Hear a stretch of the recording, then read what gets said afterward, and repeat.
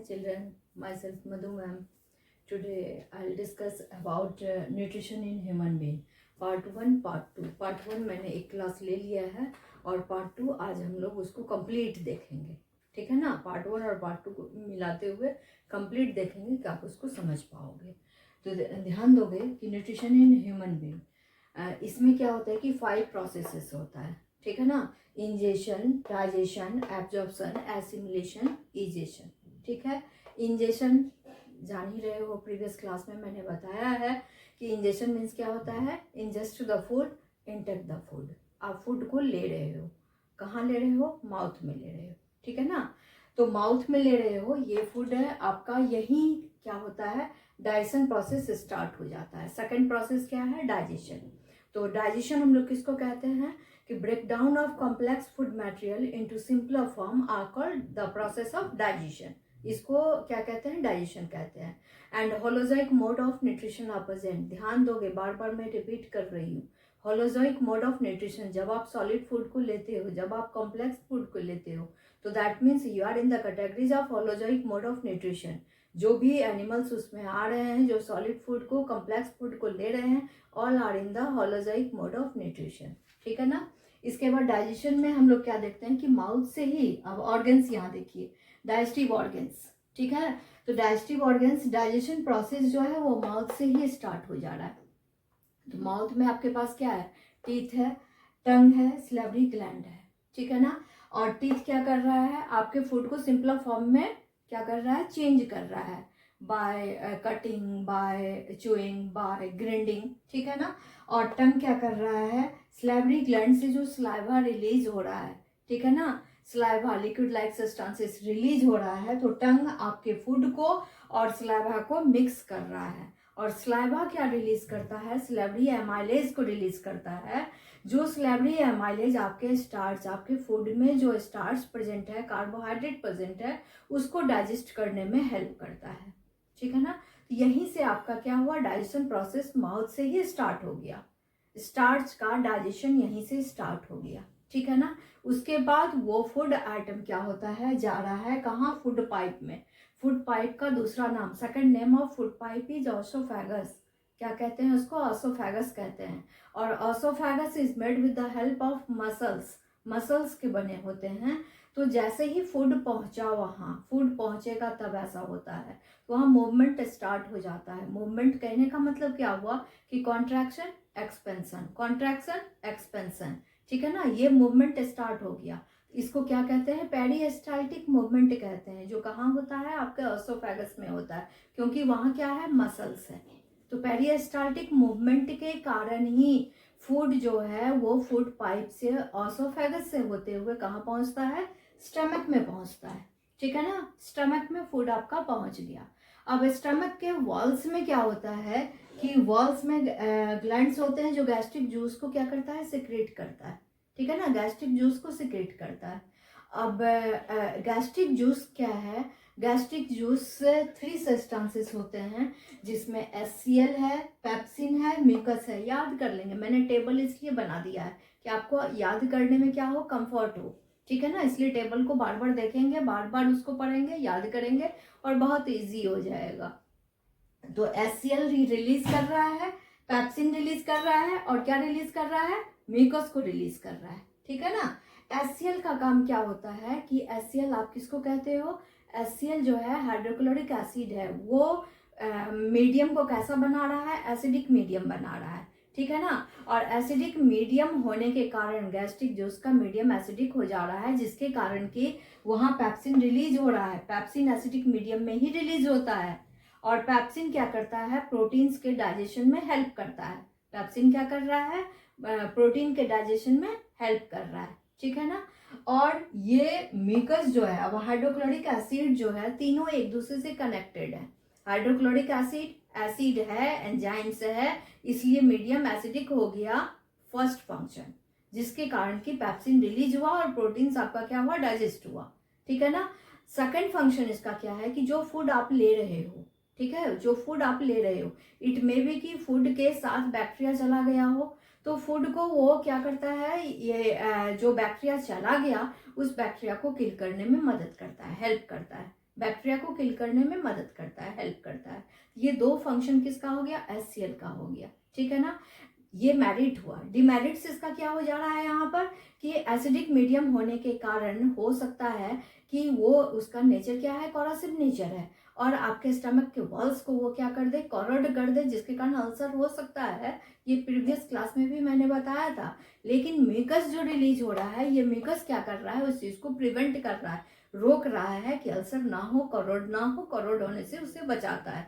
इसलिए बेटा आप लोग ध्यान देंगे हमेशा कि फूड को आप लोग टाइम टू टाइम लेंगे। ऐसा नहीं कि आपका स्टमक खाली है, आप स्कूल जा रहे हो और स्कूल जाने में क्या हुआ कि सुबह का स्किप कर दिए, आप ब्रेकफास्ट स्किप कर दिए, और लंच से और ब्रेकफास्ट के बीच में बहुत ज़्यादा गैपिंग हो गया, ठीक है ना। तो गैपिंग आपके फूडिंग हैबिट में नहीं होनी चाहिए, उसको टाइम टू टाइम लो, नहीं तो फिर यहाँ पर क्या होगा, ऐसी रिलीज होगा, और क्या होगा कि कोरोड हो सकता है, जिसके कारण की एसिडिक प्रॉब्लम और अल्सर्स हो सकते हैं, ठीक है।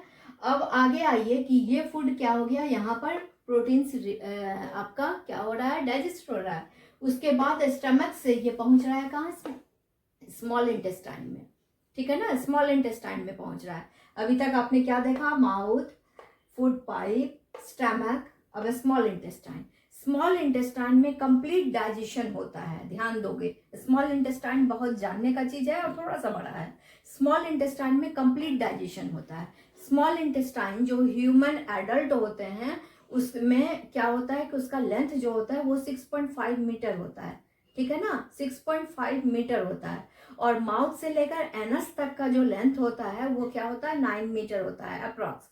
ये वेरी कब करता है, स्मॉल इंटेस्टाइन का लेंथ वेरी कब करता है कि वो फूडिंग हैबिट के अकॉर्डिंग, जैसे हम लोग पढ़े थे क्लास में कि herbivorous animal, carnivorous animal, omnivorous animal, तो उसके फूडिंग हैबिट के अकॉर्डिंग वो क्या होता है, चेंज करता है, वेरी करता है, क्या, लेंथ, स्मॉल इंटेस्टाइन का लेंथ। जो हर्बीवोरस एनिमल्स हैं वो क्या करते हैं, प्लांट के पार्ट पे डिपेंड करते हैं। अगर वो ग्रास ईट कर रहा है, सपोज दैट कॉ है, कॉ ग्रास ईट कर रहा है, तो उसके पास क्या जा रहा है, सेल्यूलोज जा रहा है, कार्बोहाइड्रेट जा रहा है, तो कार्बोहाइड्रेट के डाइजेशन में डिफिकल्टीज होती है, ठीक है ना, इसलिए वहां स्मॉल इंटेस्टाइन जो होता है वो लॉन्ग हो जाता है, ठीक है ना। हर्बीवोरस एनिमल्स का स्मॉल इंटेस्टाइन जो होता है वो लॉन्ग होता है क्योंकि कार्बोहाइड्रेट या सेल्यूलोज के डाइजेशन में डिफिकल्टीज होती है, ठीक है ना।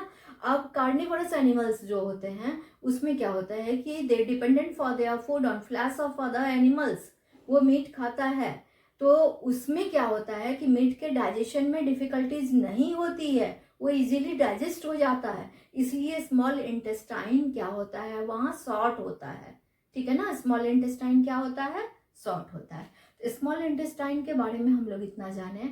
उसके बाद क्या होता है कि स्मॉल इंटेस्टाइन में 2 जो ग्लैंड्स है, जैसे कि लीवर है या पैनक्रियाज है, ये जो रिलीज करता है उसको रिसीव करने वाला कौन है, स्मॉल इंटेस्टाइन, ठीक है ना। तो अब लीवर क्या है, लीवर में क्या होता है कि बाइल होते हैं, बाइल सिक्रीट करता है कौन, लीवर, ठीक है ना। और जो ग्रीनिश येलो इस तरह का कलर का होता है, लिक्विड लाइक सब्सटेंसेस होते हैं, वो बाइल सिक्रीट करता है, ठीक है।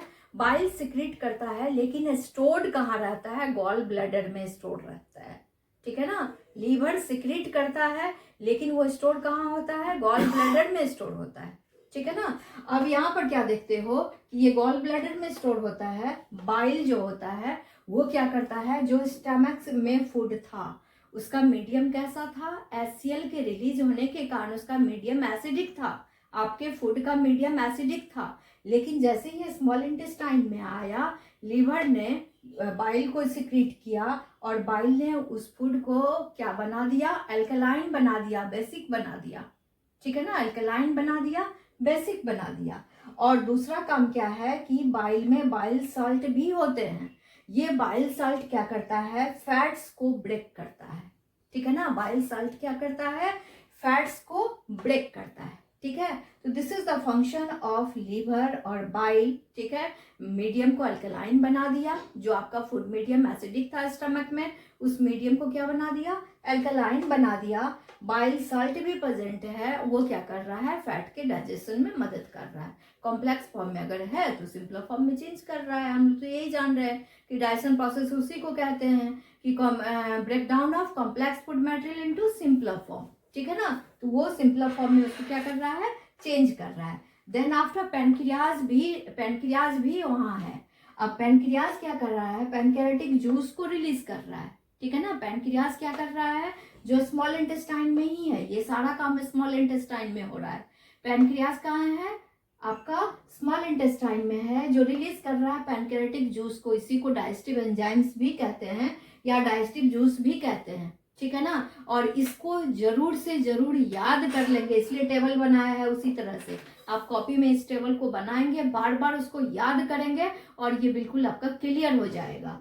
तो यहाँ पर पैनक्रियाज पैनक्रियाटिक जूस को रिलीज करता है, इसी को डाइजेस्टिव जूस भी कहते हैं। अब डाइजेस्टिव जूस क्या करता है, 3 एंजाइम्स को रिलीज करता है। 3 एंजाइम्स को रिलीज करता है, ध्यान देंगे।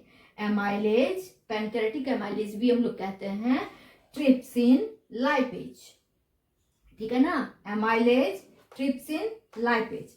एमाइलेज क्या करता है, कार्बोहाइड्रेट को ग्लूकोज में चेंज करता है। जो फूड आइटम आप ले रहे हो उसमें क्या है, कार्बोहाइड्रेट, प्रोटीन्स, फैट्स, ठीक है ना। ये सारा डाइजेशन प्रोसेस कंप्लीट हो जाता है आपका कहाँ, स्मॉल इंटेस्टाइन में। स्मॉल इंटेस्टाइन में सारा डाइजेशन जो है वो कंप्लीट हो जा रहा है। तो ये एमाइलेज कार्बोहाइड्रेट को किस में चेंज किया, ग्लूकोज में। ट्रिप्सिन प्रोटीन्स को किस में चेंज किया, एमिनो एसिड्स में, ठीक है ना। ट्रिप्सिन प्रोटीन्स को किस में चेंज किया, एमिनो एसिड्स में।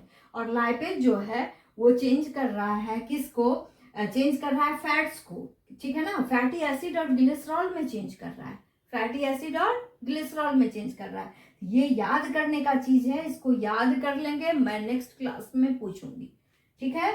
और ये तो आपका हो गया क्या, स्मॉल इंटेस्टाइन। यहाँ डाइजेशन प्रोसेस जो है ये कंप्लीट हो गया, ठीक है ना। डाइजेशन प्रोसेस आपका कंप्लीट हो गया।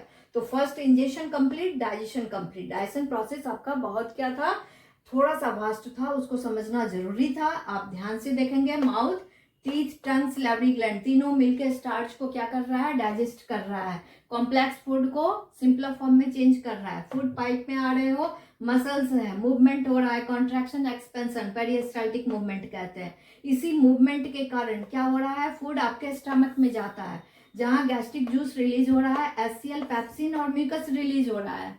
और इसके कारण क्या हो रहा है कि फूड फिर आपका क्या हुआ, सिंपलर फॉर्म में चेंज हुआ। कहाँ आया, स्मॉल इंटेस्टाइन में।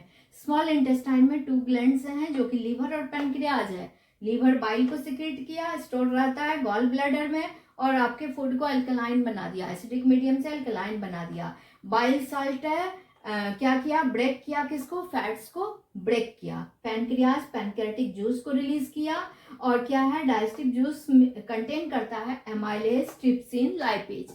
एमाइलेज कार्बोहाइड्रेट को चेंज किया ग्लूकोज में, ट्रिप्सिन प्रोटीन को चेंज किया एमिनो एसिड्स में, लाइपेज फैट्स को चेंज किया फैटी एसिड्स और ग्लिसरॉल में। डाइजेशन प्रोसेस आपका कंप्लीट हुआ। देन आफ्टर एब्जॉर्प्शन, एब्जॉर्प्शन में क्या होता है कि ये भी आपका एब्जॉर्प्शन जो होता है वो भी स्मॉल इंटेस्टाइन में होता है, ठीक है ना। तो स्मॉल इंटेस्टाइन में लाइक दैट वन, इस तरह के स्ट्रक्चर्स होते हैं।